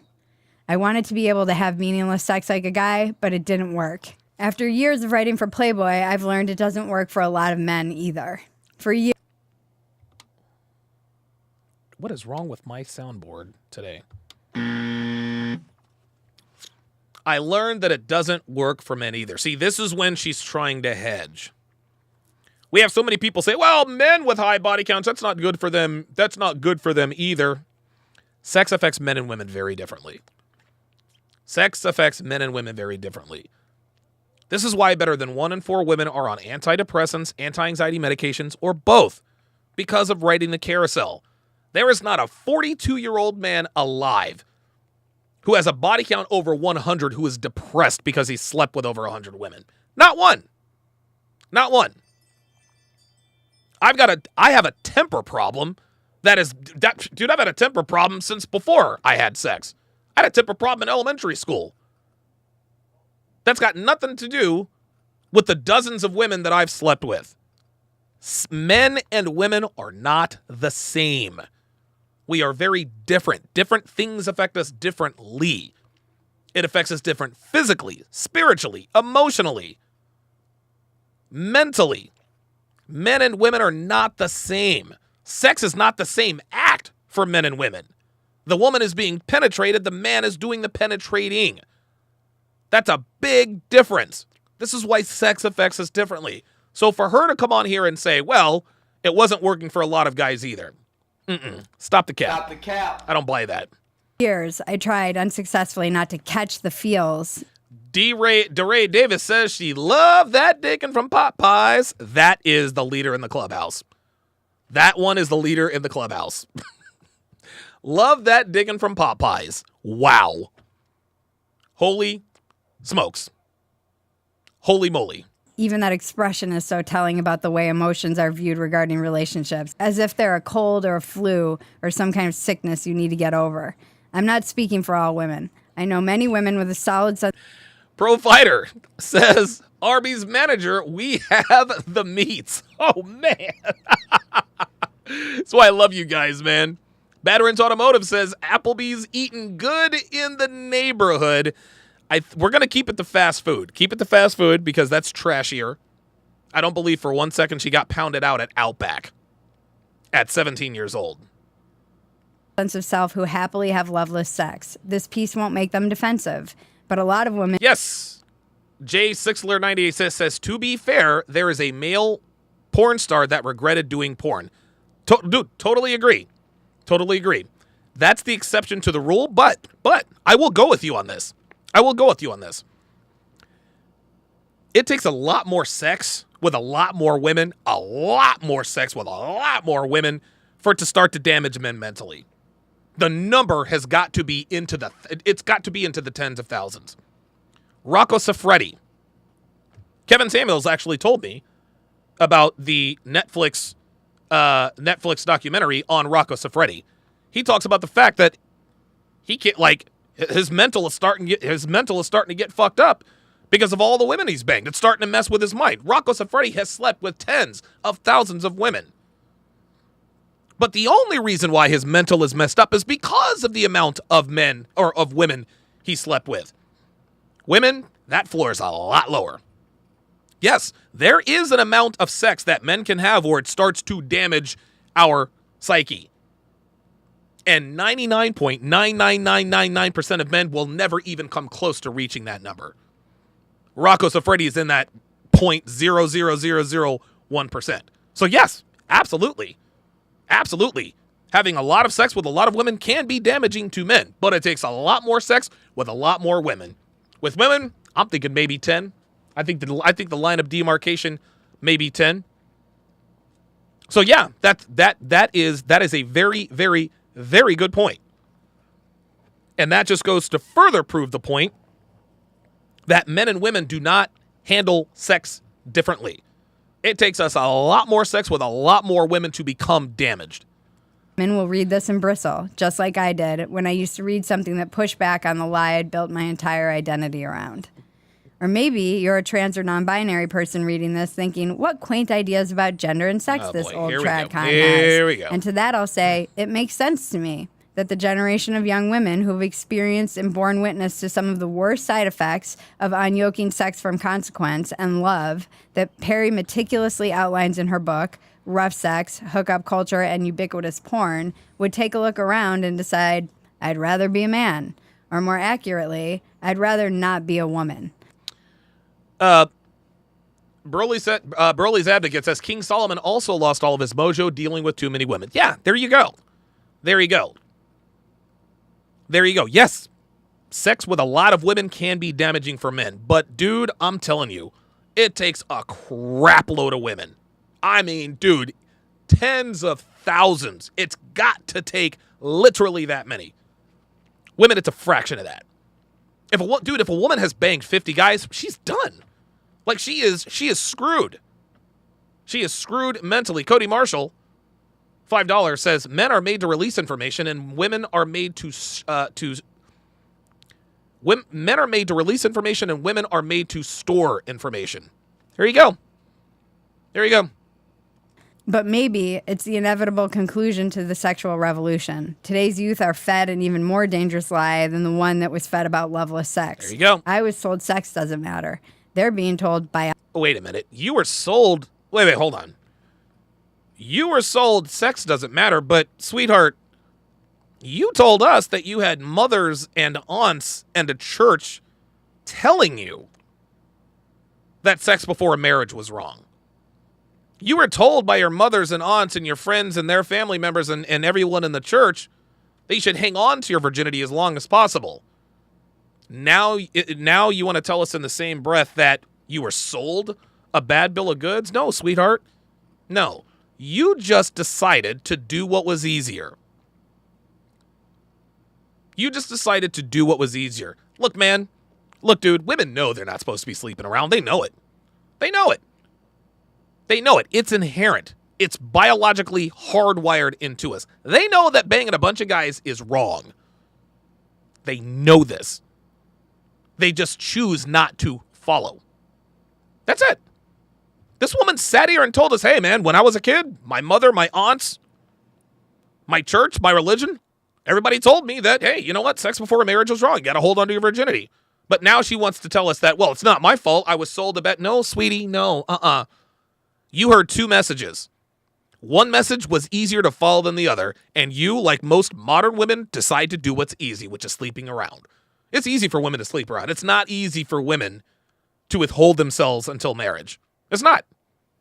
Biology doesn't matter. This is a tragedy. I'm not suggesting we return to some Victorian era notion of sex or some 1950s era ideal about gender roles. I'm now 43 years old, and I'm in the first truly healthy, intimate relationship in my life. I feel sorry for her husband. I feel sorry for her husband. Can you imagine being this chick's husband and hearing that she has had sex with dozens of men? Can you imagine being this woman's husband and hearing her say that she does not regret some of the guys she's banged? Like the lack of self-awareness with this woman is unbelievable. Listen, I get that she's trying to tell us, hey, listen, I've learned my lesson. It doesn't sound like she's learned her lesson.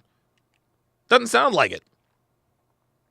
Yeah, I think she regrets sleeping around, but only because it did not get her the man she's with now. Because I can promise you, her husband is probably not someone she respects. Rocker21, $5, says, Donovan, I'm depressed because I haven't slept with 100 women yet. At 200, I'd be skipping down the street, singing and dancing like Fred Astaire. You better believe it. You better believe it. You better freaking believe it. You kidding me? Unbelievable. Unbelievable, man. Guys, be sure to like the video, guys. If you like my channel, make sure you subscribe. If you have a strong opinion, whether you agree or not, make sure you drop me a comment. Let me know what you think. And last but not least, guys, share these videos with anyone who pees standing up and can use this content. Also, be sure to tune into the hashtag HowToRelationship podcast. On the hashtag HowToRelationship podcast, myself and the lovely and talented Devin discuss current events pertaining to relationships from RP perspective, as well as evergreen topics that will help people have better relationships. We also talk about certain elements of our relationship to give you guys a little bit of insight on what makes us tick and what makes our relationship work. You can tune in every Saturday and Sunday evening at 7 Eastern right here on the Donovan Sharp YouTube channel. Also, make sure you download the Sharp Stream app. It is absolutely free. It is available for iOS and Android. When you download the app, you can get access to all of my premium live content without paying a dime. My dating show breakdowns, exclusive live streams, and everything else that is not safe for YouTube. This means that you can watch all of my breakdowns of dating shows, movies, and so forth, and keep your greedy little hands on your own money. However, if you do want access to all of the replays, as well as the archive of the more than 20 seasons of dating shows and the 4 movies I've broken down, and over 30,000 hours of premium content not found anywhere else, become a Sharpstream member or a patron for less than 17 cents a day.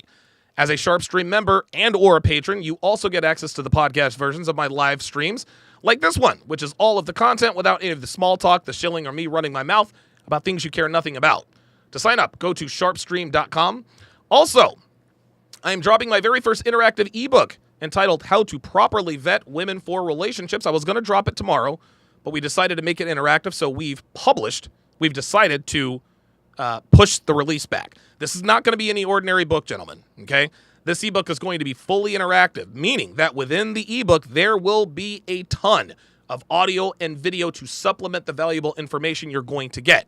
There will also be links to additional audio and video supplements, which makes this the best ebook I've ever done. The best part is that it's only going to be $13, guys, just $13, which is worth its weight in gold with all of the information packed within this interactive publication. If you want to be notified the minute it drops, go to howtorelationship.net or the link in the description, plug in your very best email, and you will enjoy the very first interactive ebook that will give you the knowledge to avoid the kinds of women who can literally destroy your life, like the woman on your screen. Holy smokes. My second husband, we recently had a daughter. And in the wake of her birth, I've been thinking a lot about the conversations I'm going to have with her. And the conversations I wish I could go back in time and have with young Bridget. There we go. I tell her, sex can be empowering when you're coming from a position of healthy self-esteem. If you're coming from a place of trauma or insecurity, casual sex won't heal that. No, casual sex is bad, no matter what. No matter what position you're coming from, casual sex is bad. See, because now you have to define what a... Let's go back and listen to that. See how she just contradicted herself here? Than the one that was fed about loveless sex. I was told sex doesn't matter. Yeah. They're being told biology doesn't matter. This is a tragedy. I'm not suggesting we return to some Victorian era notion of sex or some 1950s era ideal about gender roles. I'm now 43 years old. See? Some 1950s ideal of gender roles. You see how she's weaving in the feminism? See how she's trying... She wants all the best bits of feminism to give her the choice to be a hoe, but then she regrets being a hoe. And I'm in the first truly healthy, intimate relationship in my life with my second husband. We recently had a daughter. And in the wake of her birth, I've been thinking a lot Oh my God, it's a girl. Jesus Christ. about the conversations I'm going to have with her and the conversations I wish I could go back in time and have with young Bridget. I'd tell her, sex. This is funny. If you were to go back and talk to young Bridget would have said, nah, it's not going to end. It's not going to be me. Then old Bridget would be like, I'm literally you. Yeah, but I might make different choices. Sex can be empowering when you're coming from a position of healthy self-esteem. Sex can be empowering when you're coming from a position of healthy self-esteem. What does that mean? What does that mean? It can be empowering when you come from a position of healthy self-esteem. Sex is not supposed to be empowering. It's supposed to be pleasurable. Who the hell wants to get empowered by sex? What the hell? Uh-oh, hang on, guys. I got a bug in here. Hold up. What the hell is that? Oh, no. Oh, no, no, no, no. What the hell? Hold up. Hold up.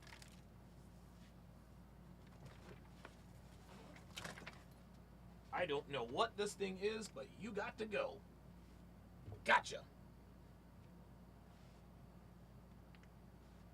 I think he's in here.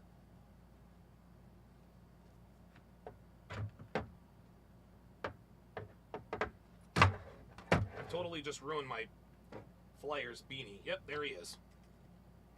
Still kicking around, but he's done. Okay, he's not getting out of there. Holy cannoli. What the hell is that? Yep. That's it. There it is. Crunch.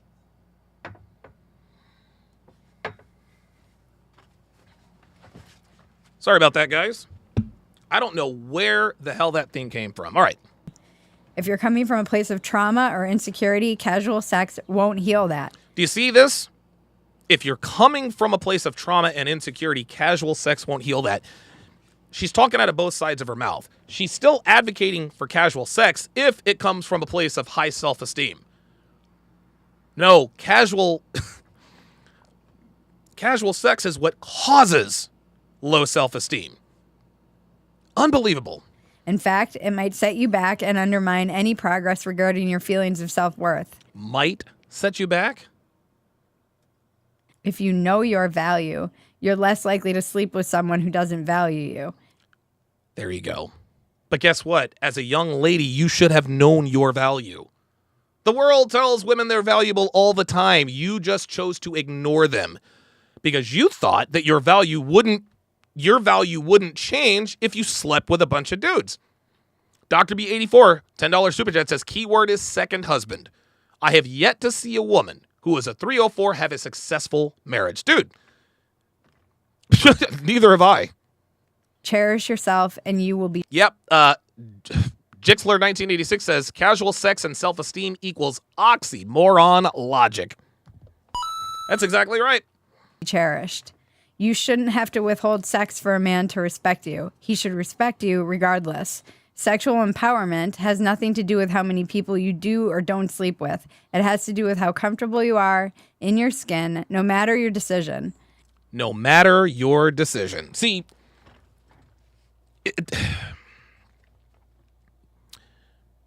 when women first start having sex, they have high self-esteem. Okay? Of course they have high self-esteem. It's the first time they have it. Somebody wants to have sex with me. But then they think, well, I'll have sex with another person that'll give me... No, it's a revolving door. It's a continuous cycle. Casual sex is not good for women, period. I don't care. It does not matter. It's not about waiting until you're in love to have sex. It's about making sure that first you love yourself. Oh, boy. See? It's not about waiting until you're in love to have sex. It's about first waiting until you love yourself. Well, dude, she just 86 this whole thing. Because women love themselves. Oh, you better believe it. Women have, and again, I don't like to throw on the word narcissist. But the kind of self-esteem that women are running around here with, that's pretty serious. That's pretty serious. Don't ignore that nagging gut instinct telling you sexual liberation leaves you feeling unfulfilled. You can still be sex positive and accept that for you, sex can't be liberated from intimacy and a meaningful relationship. I'm going to open up the phone lines, guys. I'm going to open up the phone lines. 516-387-1987, 516-387-1987. You have exactly 5 minutes to get into the queue. You have 5 minutes to get in the queue. If you're not in the queue in 5 minutes, you're not getting on. So be sure to call in right now. If you have anything to say, 516-387-1987. I will start taking your phone calls in 5 minutes. I regret being a slut. I regret it because I regret that those men can say they slept with me. Yep. Still, that's how I know I finally value myself. Every woman should feel this way. Sleeping with me is a privilege, and you have to be worthy. You're right, sweetheart. But you just told the world you've slept with dozens of men. And women who have slept with dozens of men, you don't have to be worthy to fuck sluts, guys. You just have to be there and willing. The reaction to this has been overwhelming. It went huge. It's, as of now, had almost 325,000 views. And that's not including just how much it's sept everywhere. As I mentioned, Ben Shapiro read it, and it's just made the rounds. Yeah, now she's clout chasing. And I have been hearing from women, hundreds of women who are writing me. If you're a woman who wants to write me, please reach out. And you can write us at iampoliticallyhomeless@gmail.com is a good place to reach me with this kind of stuff. And mostly it's women just saying thank you for articulating what I felt or I haven't been able to articulate. I have a good example of this that I've been given permission to read. I know it's a few weeks old, but just because Bridget mentioned in this week's Dumpster Fire, I will too. Bridget's I Regret Being a Slut essay was seriously a turning point in my evolution as a grown woman. And I don't mean in a small way. It was like an Oprah aha moment for me. Coming both after the long and drawn-out breakup of a complicated months-long relationship and my 40th. All right, I don't care about all of that. So, my final thoughts on this. I think she definitely regrets being a slut. I think she does. But the problem, guys, the problem with her, the problem with her logic is if she had it to do again, she would do it again. Like, listen, she's got the right title, she's got the wrong message. She doesn't regret being a slut for the reason she should regret being a slut. You understand where I'm coming from, guys? Like, she regrets being a slut. How can I put this? She regrets being a slut because she thinks she went about it the wrong way. But throughout this reading of this letter, all she does is blame shift. It's somebody else's fault. It's somebody else's fault that she became a slut. 516-387-1987. 516-387-1987. You can also, if you would like to jump on, 90 seconds. Jump in the Zoom link. You now have 90 seconds to get in the queue. If you get into the queue within 90 seconds, you will get on the show. Let's go to our first caller. Let's go to Jay Blaze in Maine. What's going on, Jay Blaze? Hey, what's up? Hey, what's going on, man? All of these are examples of why we cannot give women power. Like, who was it? 60 seconds. Coach Greg Adams said, "Women are children with breasts." Yep. And we have an education system controlled by women. Yep. 90 to 95% of teachers are now women. Yep. And we have the lowest test scores in any country. Yep. We have a sexual market decided by women, and most guys and women are single. Yep. We have birth control and Noit Roba, all controlled by women, and we have our population below replacement. Unbelievable. So I don't know what else people can say. Yeah, I think, 10 seconds. And thanks for the call, Jay Blaze. Like, what this comes down to is women created this environment. Women created this environment. They wanted this, and they got it. Devin in the chat says, Slutageddon. That's very interesting. Let us go to Midas Apprentice in North Carolina. Midas Apprentice in North Carolina, you're on Live at Donovan. Go ahead. Yeah, what's going on with you, Playboy? What's up, bro? I just had a question. I had a question. It's a little off topic, but I was just wondering what your opinion on this was.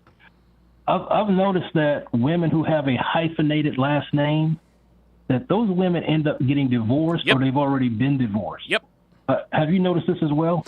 Yeah, women who have hyphenated last names these are the kinds of women who do not fully submit to their husbands.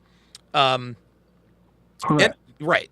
Any woman who does not take her husband's last name and only his last name is literally telling you, I am coming into this relationship expecting it to fail. That's what that is. They hyphenate their last name to show the world that I am strong and empowered. I didn't have to give up my part of my legacy or my part of my heritage or my family name for a man. In other words, they're not interested in starting their own family with a man. No, they want to keep a part of that, right? Jixler 1986 says hyphen is rebellion. That's exactly right. And then, of course, you have some men out here who actually take their wives' last names, which is an absolute joke. But yes, women with hyphenated last names are literally telling the world, my marriage is going to end. It is a mathematical certainty. I agree 100%. Okay, thanks a lot. All right. Midas Apprentice in North Carolina. Appreciate that very much. Not a bad show for the first time around. Yeah, BJ347 says Jada Pinkett Smith. There you go. There's Skylar Diggins Smith in the NBA, right? Like, it's just listen, this is how women are these days, man. And it's a damn shame. It really is. It really, really is. Well, that is going to do it for this, the 875th edition of TSR Live.